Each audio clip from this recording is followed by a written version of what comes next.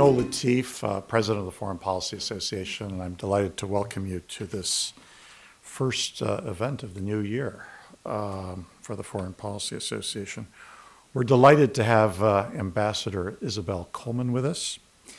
Ambassador Coleman was confirmed by the Senate as U.S. Representative to the United Nations for UN Management and Reform on December 16, 2014, and sworn in to her post on December 19, 2014. She brings strong management and reform experience to her position, having spent nearly a decade as a management consultant with McKinsey & Company. As a McKinsey partner, she worked on a wide range of Fortune 100 companies on issues including strategy, risk management, and business restructuring. She also worked in a pro bono capacity with public institutions such as the New York Department of Education. Over the past 20 years, she has served on the boards of numerous nonprofit organizations. Prior to joining the U.S. mission to the United Nations, Ambassador Coleman was a senior fellow at the Council on Foreign Relations, where she directed the Civil Society, Markets, and Democracy program. Her research and writing focused on the political economy of the Middle East, democratization, civil society, economic development, educational reform, and gender issues. She is the author and co-author of numerous books and articles. I'm not going to go down the list. It would take quite a while. In 2011, Newsweek named her one of the 150 women who shake the world. I'm very pleased to turn the podium over to Ambassador Isobel Coleman.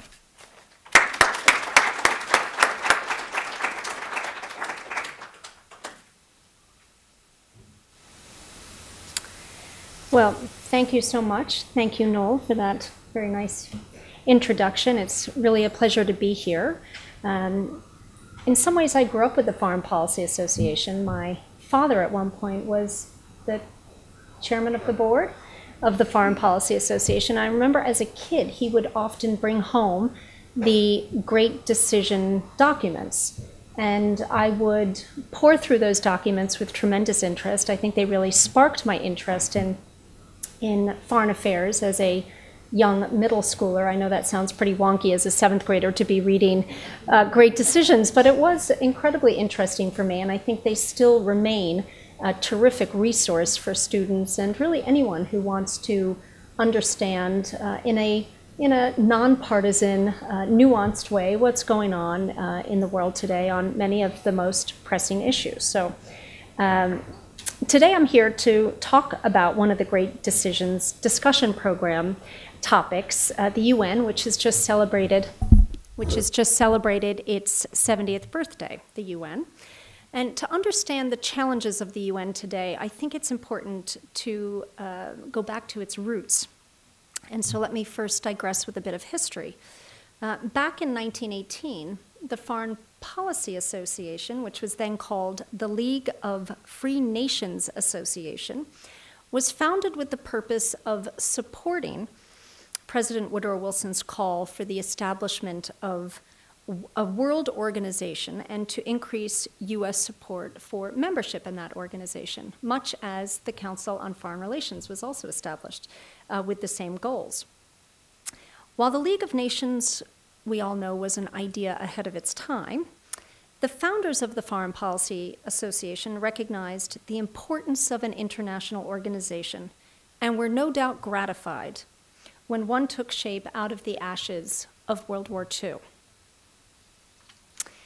In his radio address to the opening of the San Francisco conference that established the United Nations, President Harry Truman urged the members of the conference to be the architects of the better world, and warning them that if we do not want to die together in a war, we must learn to live together in peace. Well, clearly, 70 years on, we are still struggling to figure out just how to do that. But the UN remains very much at the center of all of these efforts. At its best, the UN helps prevent conflict and keeps the peace. It goes where nobody else will to care for the world's neediest, and it provides shelter for those displaced by war and oppression, and it promotes the universal values that the United States holds dear. But we all know that the UN is not always at its best.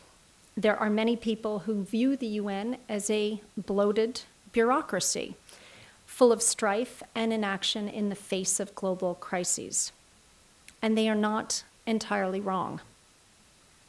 From its relatively limited beginnings as an isolated preserve for diplomats from, at that time, just 50 countries who signed the Charter of the UN, with only a small budget for typists and some interpreters, the UN now is a sprawling organization, accommodating nearly 4 times that number of member states. We're up to 193 now. It has a global staff of more than 40,000 people and a budget topping $40 billion. That is more than the GDP of half the member states of the UN. It might surprise this New York audience to know that the majority of the UN staff is not actually across town in Turtle Bay, but rather spread throughout the world in other headquarter locations like Geneva, Nairobi, and Bangkok, and working on the front line of crises from Baghdad to Bangui. When I describe the UN to people, I talk about 2 UNs. One is a global convener of member states, the stage where diplomats from 193 countries gather to press their often conflicting interests, to negotiate, and sometimes even to compromise. The other UN is the global provider of much-needed services, from humanitarian relief to peacekeeping.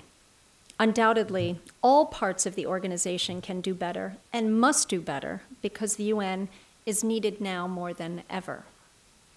While the many problems of the UN lend themselves to finger-pointing, member states blame the organization blames member states, the reality is that a better functioning UN depends on shared solutions. Kofi Annan recognized that for the UN to remain relevant, it must proceed down a path of modernization, and he launched several important reform initiatives, including the most significant restructuring of the bureaucracy. Since its inception, a long overdue outreach to civil society and the private sector, and a marshaling of the organization's energies to get behind the Millennium Development Goals to tackle global poverty. But progress was incremental, not radical. And in the decade between 2000 and 2010, the budget of the UN Secretariat doubled, hardly the streamlining that many had hoped for.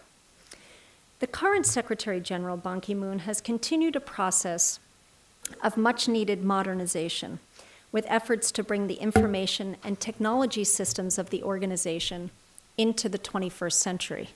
And they're not starting in the 1990s. They're really starting in the 1970s. So they have a long way to go, with the goal to promote efficiencies and, critically, to increase transparency and accountability of the organization. The United States needs those efforts to succeed, not only because we are the single largest contributor to the United Nations, and American taxpayers, all of you, deserve no less, but because an effective UN is important for US national security. But no doubt the challenges to reform loom large.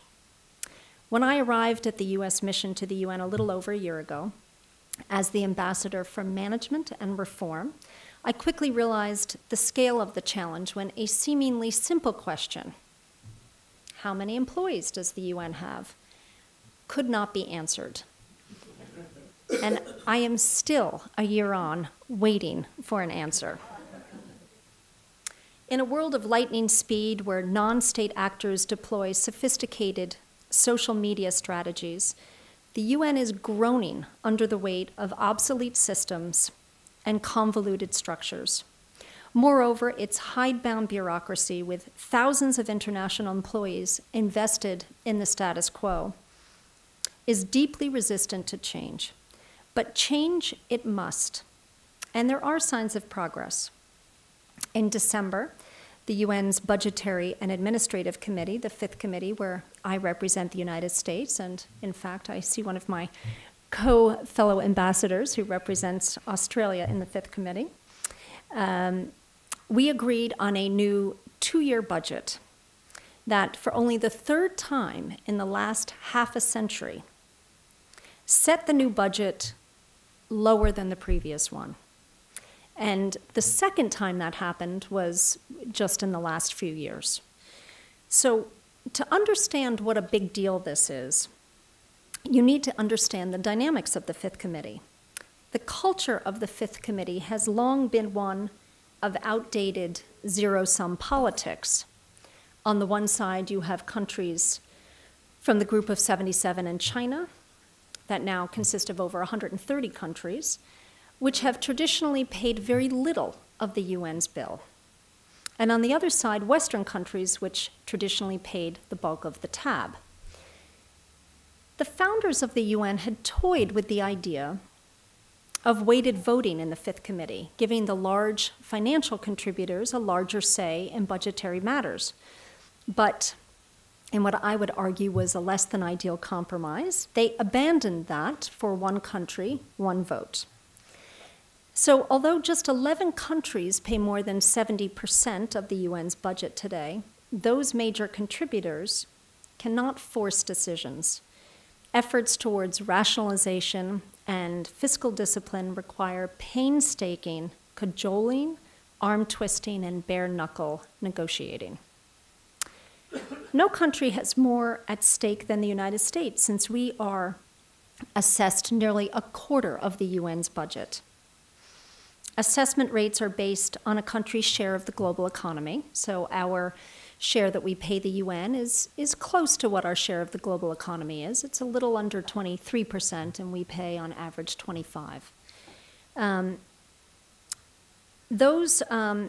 Those shares of the global economy include some discounts for various factors, including low per capita income, and those discounts are reallocated as premiums to wealthier countries, which is why we pay a little bit more than our share of the world GDP. In addition, there are premiums on the peacekeeping budget for permanent members of the Security Council, of which the United States is one, so we pay some premium on the peacekeeping budget too. We are joined in our efforts to streamline the UN by the countries of the European Union, which collectively contribute about 30% of the UN's budget, Japan, which pays about 10%, and Canada, Australia, and Korea, and several other countries. Interestingly, the stark political lines between the Western countries and the G77 are beginning to blur, as emerging economies such as China, which now pays almost 8% of the UN's budget, and Brazil, which is close to 4%, as these economies pay a larger share of the budget. This is an important political development, which augurs well for greater consensus among member states moving forward on the need for a more efficient UN. But the reform agenda is huge, and there is an enormous amount of work to do simply to bring the UN into the 21st century. In recent years, the Secretary General Ban Ki-moon has led the implementation of an ambitious systems upgrade and business reengineering process known as Umoja. Once complete, the organization will be able to gain efficiencies by unifying fragmented computer platforms, retiring outdated legacy systems, and streamlining workflows. And I'm told that soon, with the push of a button, I will finally be able to get an answer to the question that I asked about how many people the UN employs. But it will fall to the next Secretary General, however, to take advantage of these new tools to make the UN a modern organization. This will undoubtedly require him or her to make hard decisions, since increased efficiencies will allow the UN to do more with less, necessitating a process of downsizing. It will also allow the UN to make smarter choices about where to locate activities and functions. No major corporation headquartered in New York today has its back office functions in Midtown Manhattan. They were long ago moved to less expensive locations. My employer, the State Department, does its payroll processing in South Carolina. But the UN Secretariat still has hundreds of people doing back office functions right here in Midtown. Now, make no mistake, while the UN's headquarters will always be in New York, the next Secretary General of the UN must seize the opportunity to rethink the footprint of the organization, to make it more efficient, effective, and sustainable. Change is hard, but the cost of inaction is really too great. Another area that is ripe for reform is peacekeeping. In a world where we have, I would argue, a vested interest in seeing violent conflicts curbed and suffering prevented, America needs peacekeeping to work. I would argue that peacekeeping today is the most important and most challenging undertaking of the United Nations. But increasingly, our demands on peacekeeping are outstripping what it can deliver.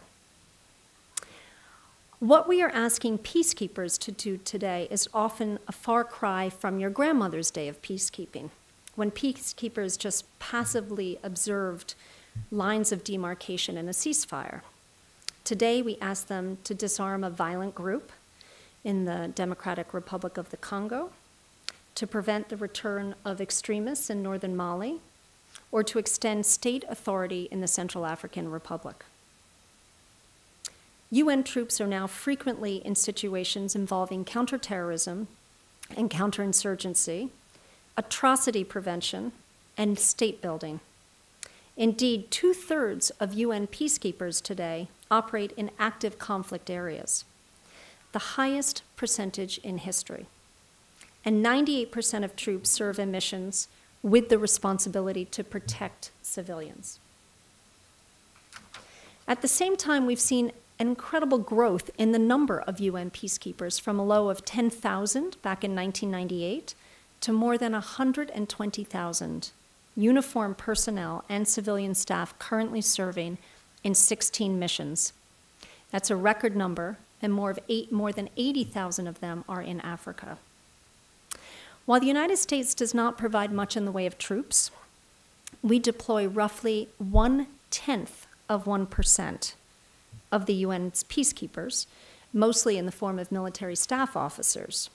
We are the largest financial contributor to UN peacekeeping missions. And by many measures, this is a good deal for the US. According to the US Government Accountability Office, it would cost the US 8 times what it spends on supporting a US mission in Haiti if we had to deploy a similar, 8 times what we spend on supporting a UN mission in Haiti if we had to deploy a similar mission on our own. Yes, we pay 28% of the peacekeeping budget, but that means other countries pay 72%. And in many respects, the UN cost structure is lower than our own military. Moreover, UN troops are serving in places where we don't want to and we should not have to deploy. Still, UN peacekeeping can be more efficient, and in recent years, the United States has strongly supported efforts to move to shared services, consolidation, and reform of procurement practices to save some money. These efforts and others have helped the UN to reduce the per capita cost for peacekeepers by 17% since 2008 on an inflation-adjusted basis.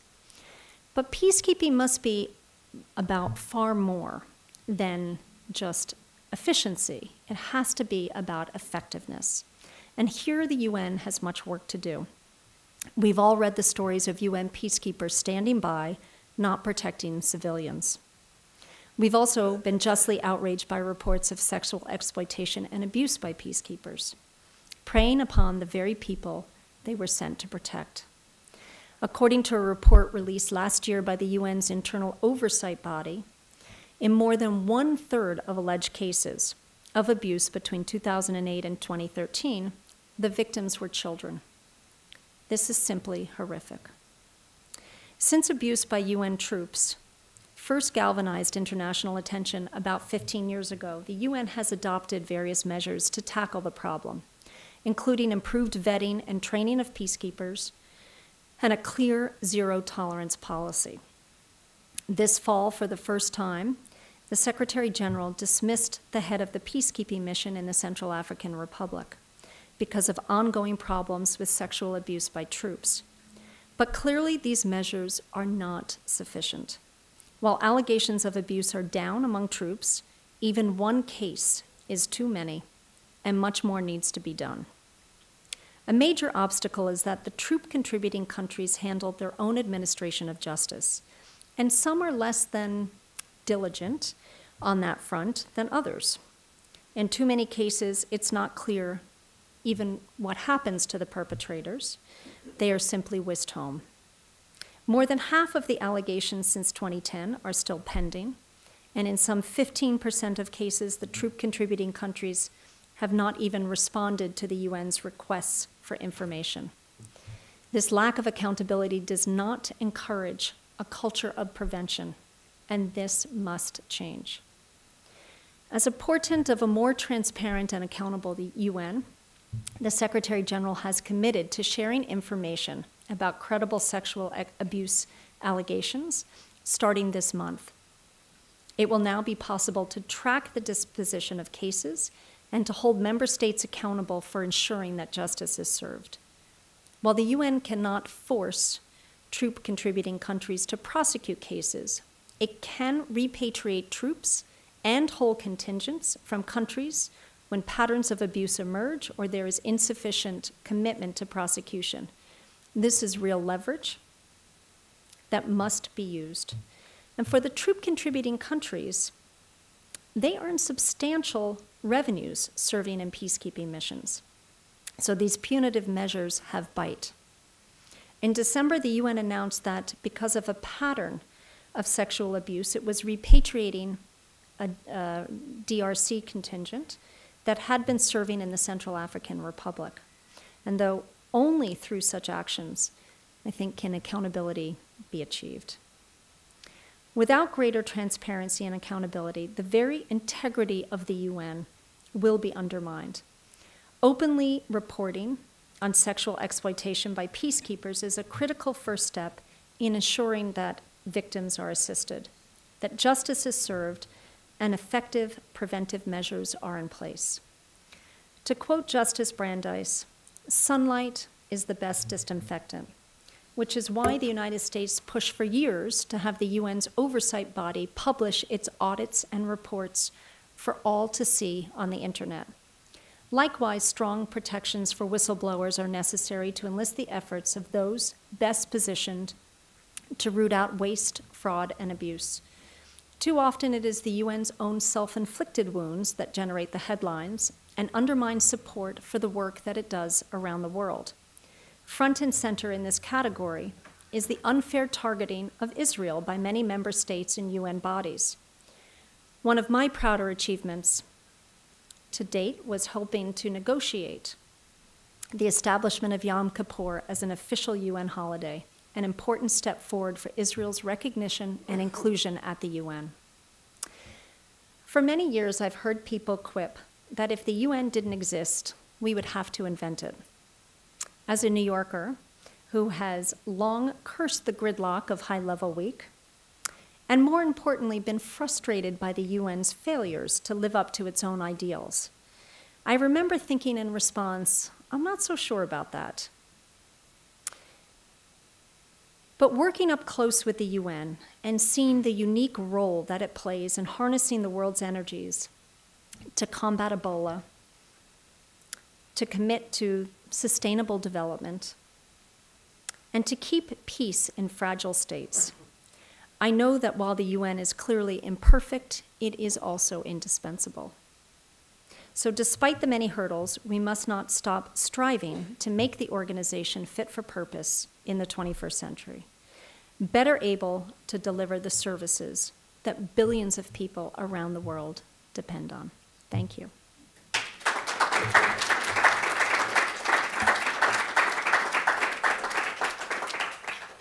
Thank you for those superb remarks. Ambassador Coleman is free to take some questions, and there are microphones, so just raise your hand. Let her call.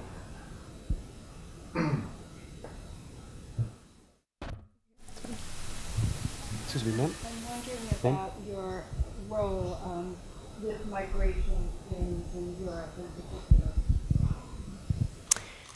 Well, the UN is very much involved in that, as I'm sure you know, and the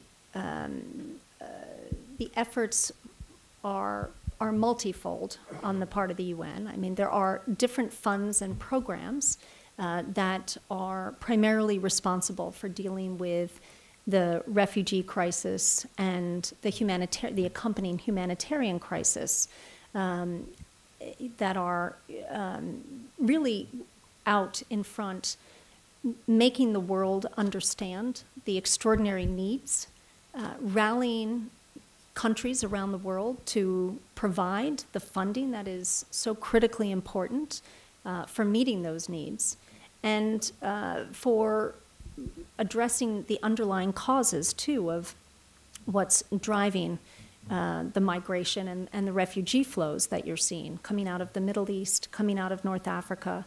Some of it, some of the impetus is economic, some of it is fleeing oppression, and some of it, of course, is fleeing war and conflict.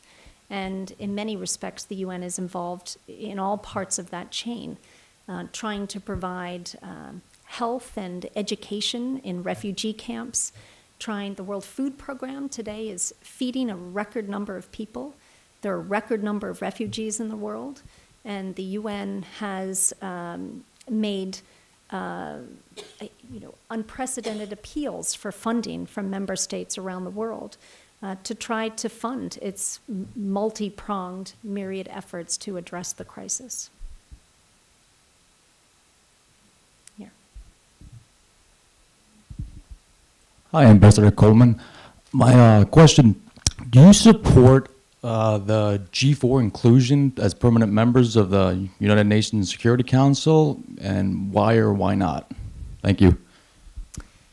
Well, I'm not actually going to talk about my own perspectives here, but certainly Security Council reform is a very important topic and part and parcel of the whole reform agenda that we're talking about at the UN. There are, of course, countries that are pushing for an expansion of the Security Council. There are a number of different slates, in effect, that are out there that are seeking different forms of reform.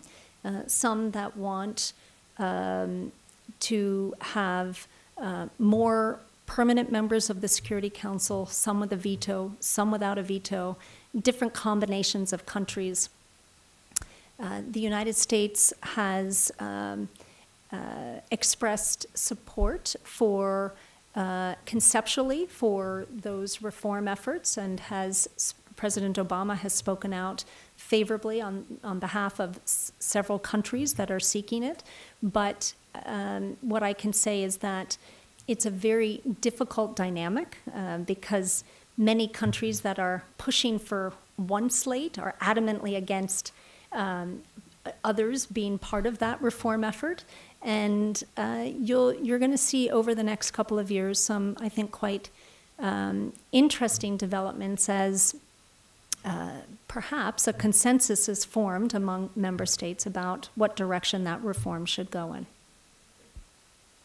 I think there's another. Here. Can you tell us, in your opinion, what areas, in what countries, in what times you think the UN has been the most effective, and why? Well, I think the UN, as I said in my prepared remarks, there's really two UNs. And so let me give two different examples. I don't think that I could narrow it down. The UN has been around for 70 years, and at the time, I look at the current Secretary General from Korea, whose country didn't even exist when the UN was created, and he speaks so movingly about his first memories as a young child, receiving aid packages from UN peacekeepers on the ground in his home country of South Korea. Perhaps that was the most important moment for him. I couldn't reduce down to just anything, because there are so many different interventions that the UN has made over the course of history that I think have had enormous positive repercussions. But going back to the two UNs, in today's time frame, the one UN is the convener of member states. And in the last 15 years, we've seen two historic convenings, one on the MDGs back in the year 2000, and then this past summer, the SDGs. And I think they are historic in that it is bringing countries together to get behind a vision of what the world can and should be. And when you read what is in the detail of those current SDGs, it sounds a little bit like motherhood and apple pie. It's clean water and education. But go one level below, and there are highly contentious issues about the role of women, about the role of family, about the right to reproductive health, about the state's role with civil society and good governance, the role of the private sector. I mean, these are very, very contentious issues that took an enormous amount of negotiating to get a compromise text. So from the one UN, which is the convener of countries, I would look at the SDGs in recent time. From the other UN, the work that it's doing on the ground, I mean, there's so many things I could point to, but I look at the record number of refugees in the world today and the work that the UN is doing that no other country really wants to do or is able to do in providing critical humanitarian assistance to the world's 60+ million refugees. There are none. Yes. I was just interested to go back to Security Council reform and what you mentioned about the complicated voting nature in the Fifth Committee. I was wondering if the fact that you have the countries that contribute the most having veto power and permanent status, if that impacts the fact that in the GA committees, countries want that one vote per country. Of course. Yeah, I was just, if you would talk about that difficulty there, and then also things like the World Bank as well, having that kind of unequal voting, also whoever leads these organizations. It seems like where countries are able to try and have equity, that's where they're kind of demanding it. Well, I said in my remarks, I noted that it was toyed with to have weighted voting in the Fifth Committee, and the compromise was to have one country, one vote. And I think it's precisely for that reason that with giving just 5 countries permanent Security Council status with a veto, it would have left the rest of the world feeling like they didn't have a huge say in how the UN is run. And so, therefore, there is one country, one vote in the Budgetary and Administrative Committee of the UN. But it does lead to some perverse outcomes. It's undeniable. And you've had, over the years, countries that pay the bills really being, in many cases, dictated to by those who don't. And it's a strange dynamic. And I think now, as I noted, because some of the countries that are large emerging market economies, you've seen taken much more interest in an efficient and effectively run UN. And I think that's only for the good of the organization.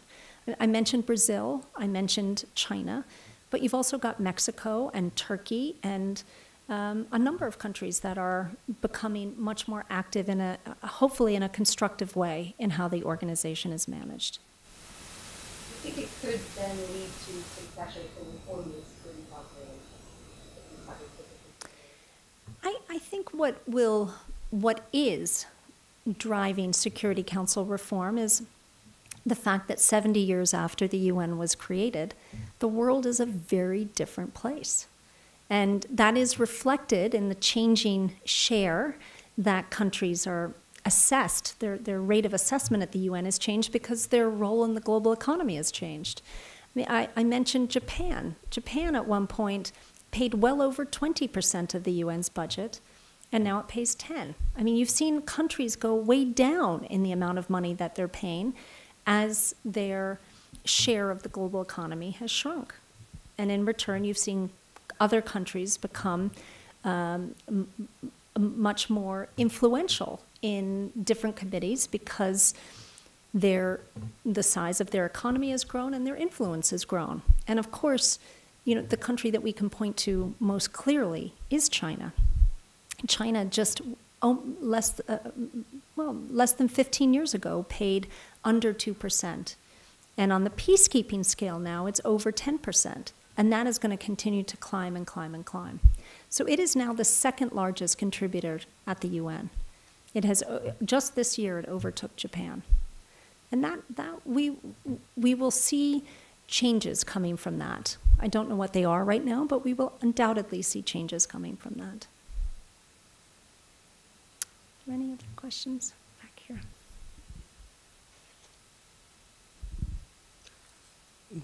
I'm Abraham Joseph. I understand that there is a change in the process of electing the next Secretary General. Could you please elaborate on that? I don't know that there is an official change in the process of electing the next Secretary General. There is an effort for greater transparency in that process. Ultimately, I think there has been that the permanent members of the Security Council do have to reach consensus on candidates. But in an effort to have more of an inclusive process, I think there are calls for a more transparent and more involved process with member states. And you see candidates already actively campaigning for the role, hiring advisors and making rounds in New York to meet with people and to get their own credentials out there. But just as we are going through an electoral process in this country, we're still in early stages of that. I don't think that anyone can necessarily predict where we're going to come out in the American process. I would say that it's still a pretty wide open field in the race for the Secretary General's role. So.